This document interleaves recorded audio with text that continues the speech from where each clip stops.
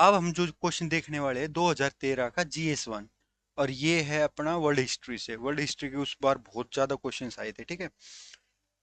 और क्वेश्चन है अपना, क्या है question? Critically examine the compulsions. Critical examine, एक इस वर्ड पे ध्यान करना, आज हम इस पे डिस्कस करने वाले हैं कि ये होता क्या है, इसको अप्रोच क्या होनी चाहिए इसको लेके। फिर है the compulsions which prompted India to play a decisive role in the emergence of Bangladesh. कि बांग्लादेश बनने में जो इंडिया ने रोल प्ले किया, उसकी मजबूरी क्या थी, मतलब किस चीज ने उसको कंपाइल किया, मतलब मजबूरी बना दी उसकी कि इंडिया को कूदना ही पड़ा इस चीज में।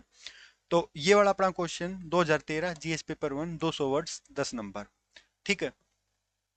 अभी इसमें हमें क्वेश्चन आ गया समझ में कि क्या मजबूरी थी कि बांग्लादेश जो लिबरेशन थी उसमें कूदना पड़ा, उसको बनवाना पड़ा।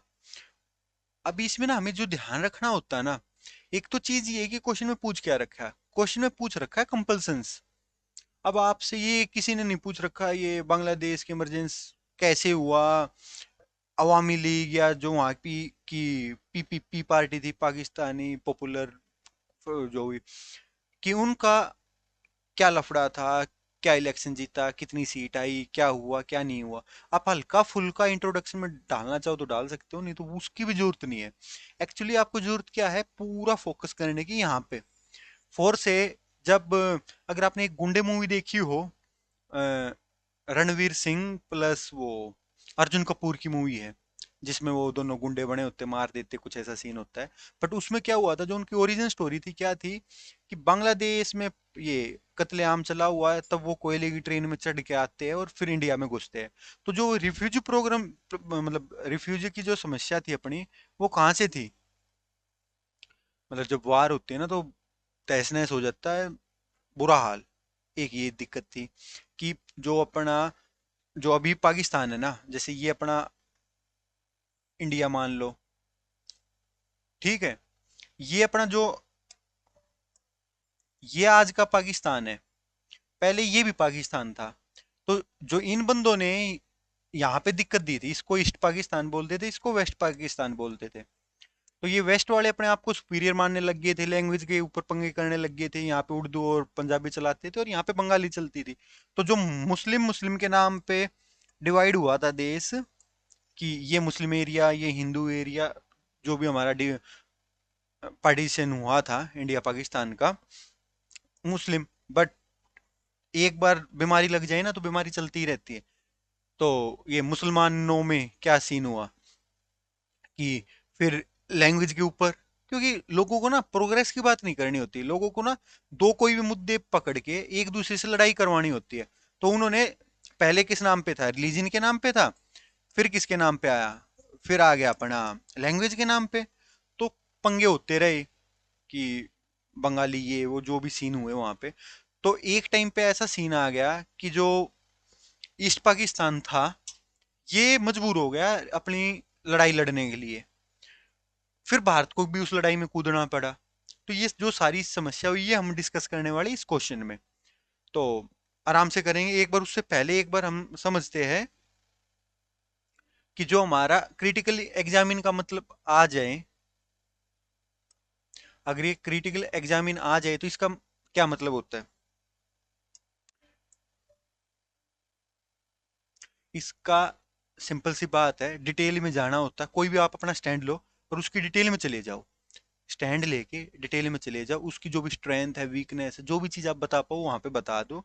और फिर उसके बाद उसके जो भी कॉन्सिक्वेंसेज रहे, इम्प्लीकेशन या कोई भी एक्शन वगैरह हुए ना, वो बता दो। तो आपको थोड़ा ना डेप्थ में जाना पड़ेगा और उसके आउटकम भी बताने पड़ेंगे कि उसका क्या असर रहा। ये होता है अपना क्रिटिकल एग्जामिन का स्ट्रक्चर। किसी दिन में ये जितने भी स्ट्रक्चर होते हैं वो एक ही वीडियो में करवा दूंगा, वहां से रट लेना है, उससे आपका दिमाग खुलना है। तो फिर से क्वेश्चन, कि क्रिटिकली एग्जामिन कि इंडिया को ये खुद क्यों वो करना पड़ा। तो हल्का सा इंट्रोडक्शन है कि ईस्ट पाकिस्तान वेस्ट पाकिस्तान दिक्कत हुई, सेपरेटिस्टिक टेंडेंसीज आई, और ये चीजें हम ऐसी इंट्रोडक्शन दे सकते हैं। अगर थोड़ा बहुत जिक्र करना चाहो कि अवामी लिंक लीग थी जो शेख मुजीबुर रहमान की, उस पे आप बात कर सकते हो कि जो ईस्ट पाकिस्तान वाली उसमें जीत गए थे लोग ये, बट वेस्ट वाले उनको अपना ट्रांसफर नहीं कर रहे थे पावर। ये चीजें मेंशन कर सकते हो। फिर उससे सेपरेटिस्ट टेंडेंसीज और बढ़ावा मिला, पंगे होने लग गए। ये चीजें कर सकते हैं हम। उसके बाद जो याया खान थे अपने इसके पाकिस्तान वाले, उन्होंने क्या किया, ऑपरेशन सर्च लाइट चला दिया जिसमें लोगों को ढूंढ ढूंढ के मारा गया। और उसमें ढूंढ ढूंढ के पता है सबसे ज्यादा किसको मारा गया? जो भी वहां के इंटेलिजेंट लोग थे ना, उनको मार दिया गया। क्यों? कोई भी राष्ट्र होता ना, उसकी एक नींव ही इंटेलिजेंट लोग होते हैं, स्मार्ट लोग। उनको ही आप खत्म कर दो। इस टाइप की चीजें थी कि ये जो अपना याया खान था उसने ऑपरेशन सर्चलाइट किया और ये पंगे होने स्टार्ट हुए। अब इसमें मेन ये नहीं है, ये तो जस्ट थोड़ा बहुत इंट्रोडक्शन है, 3-4 लाइन करोगे मोर देन सफिशिएंट है। अभी उसमें कंपल्सन्स क्या थे, इंडिया को क्यों कूदना पड़ा? तो एक रिफ्यूजी थी, ईस्ट पाकिस्तान जो आज का बांग्लादेश है, उस पे अत्याचार कर रहे थे, जेनोसाइड हो रहा था, लोगों की भर भर के हत्याएं की गई, कत्लेआम हुआ। जब कत्लेआम हुआ तो लोग भाग रहे थे अपनी जान बचाने के लिए। जो बांग्लादेश लगा तो इंडिया से ही हुआ है ना, तो नॉर्थ ईस्ट में वहाँ वाली स्टेट्स में, और प्लस ये जो पश्चिम बंगाल वगैरह है, इसमें लोग भर भर के आए। तो ये समस्या हुई। अब दूसरे के घर में दिक्कत हो रखी है और आप भी परेशान हो रहे हो, तो आपको एक्शन तो लेना पड़ेगा ना। एक तो ये कंपल्सन थी। दूसरी कंपल्सन ये थी कि ह्यूमन राइट वोलेशन था, लोगों को मार रहे हैं लोगों को परेशान किया जा रहा है, ये ह्यूमन राइट का भी इशू था। एक ये चीज हो गई। इस चीज को आप कितना भी बढ़ा बढ़ा के लिख सकते हो, ये आपको करना पड़ेगा खुद, कि आप जितना अच्छे से बढ़ा के लिखोगे उतना आपके लिए बेनिफिट है। बस आपको पॉइंट पता होना चाहिए। रिफ्यूजो रिफ्यूजी हो गया, ह्यूमन राइट वो हो गया। फिर पाकिस्तान ने खुद वार लॉन्च कर दी थी इंडिया के ऊपर, ये वाली चीजें हो गई। फिर ये स्ट्रेटेजिक रीजंस तो थे ही, कि अगर बाई चांस कोई भी सिविल वार वगैरह कुछ भी सीन होते, बांग्लादेश में कुछ दिक्कत हो रही होती उस टाइम पे, इंडिया पे भी तो इम्पैक्ट आना था। जैसे अफगानिस्तान है, अफगानिस्तान में जो दिक्कत हो रही है उसका इंडिया पे भी तो असर है, पूरी दुनिया पे ही असर है। तो इस वजह से वो समस्या भी नहीं बिगड़नी, ज्यादा बड़ी गंभीर नहीं होनी चाहिए। वो भी रीजन था। उसके बाद ये साथ में पाकिस्तान अटैक था इंडिया पे, ये भी अपना रीजन था। उसके बाद ना इंडिया ने वहां पे एक बहुत अच्छा काम किया था। सोवियत यूनियन होती थी जो आज रूस है, पहले यूएसएसआर, उसके साथ एक ट्रीटी साइन कर ली थी। उसमें ये था कि अगर हम बांग्लादेश के साथ मतलब बांग्लादेश का जो उस टाइम पे ईस्ट पाकिस्तान था उसका साथ देंगे तो आप हमारे मतलब साइड में आ जाना, यूएसए वगैरह कोई परेशान नहीं करेगा। तो यूएसए ने अपनी समुद्री बेड़ा भी भेजा था। फिर अपना रसिया आया, उसने बीच में रोका। वो एक बहुत इंटरेस्टिंग स्टोरी है, कभी आपको मौका लगे तो यूट्यूब वगैरह पे देख लेना, या कभी हमें मौका लगा तो आपको जरूर ये स्टोरी बताएंगे पूरा डिटेल में। तो ये ट्रीटी थी, ट्रीटी ने भी भरोसा दिया कि अमेरिका वगैरह कुछ नहीं कर पाएगा, क्योंकि अमेरिका उस टाइम पे पाकिस्तान के ही बिल्कुल उस पे था। इंडिया गुटनिरपेक्ष उसमें आता था, उसका किसी के साथ कुछ लेना नहीं था। और थोड़ा सा इंक्लिनेशन था रसिया की तरफ, तो अमेरिका परेशान था। अमेरिका परेशान था तो वो हमेशा पाकिस्तान की साइड लेता था।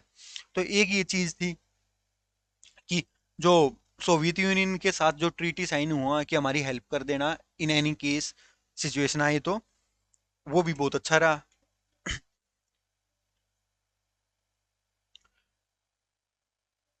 अभी एक चीज था, एक मुक्ति वाहिनी, आपने नाम सुना होगा, मुक्ति वाहिनी। मुक्ति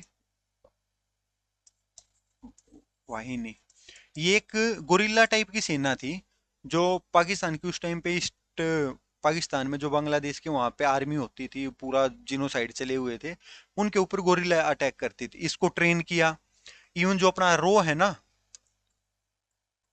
रिसर्च एंड एनालिसिस विंग, अपना इंटेलिजेंस डिपार्टमेंट मान लो, उसने भी पूरी हेल्प की, कहाँ पे क्या करना है, कहाँ पे ट्रेनिंग चलेगी, जो हथियार वगैरह, इसने भी हेल्प की। तो इंडिया ने बहुत सारे तरीके से हेल्प की लिबरेशन में, और ये जग जाहिर है। अब इसके ऑब्जेक्टिव क्या थे? ऑब्जेक्टिव मतलब जो इंडिया हेल्प कर रहा था उसके ऑब्जेक्टिव क्या थे? सिंपल सी बात था, एक तो हम अपना जो नया देश बना बांग्लादेश के साथ, आज भी हमारा भाईचारा है, तो यही भाईचारा बनाना चाहते थे। और फिर क्या था कि एक जो डेमोक्रेसी है, एक स्टेबल गवर्नमेंट वगैरह वो वाला था। और फिर एक डायरेक्ट या इनडायरेक्ट यही होता है कि आप अपने पड़ोसी को कमजोर कर दो या अपने दुश्मन को कमजोर कर दो, दो हिस्सों में बांट दो, वो तो बेनिफिट था ही। तो इंडिया के ये बेनिफिट हो गए। फिर इसको आप ना नॉर्मली आप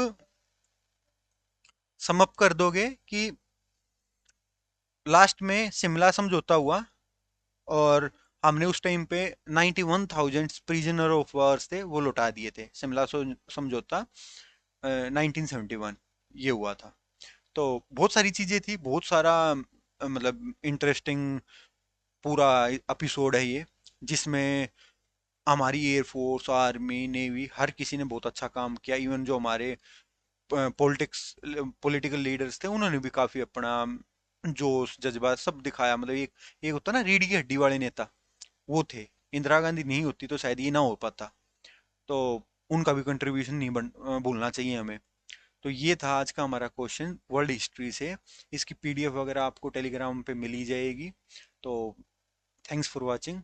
अगर कोई सजेशन है तो आप कमेंट बॉक्स में लिखिए, और like share and subscribe, plus enjoy the Joy.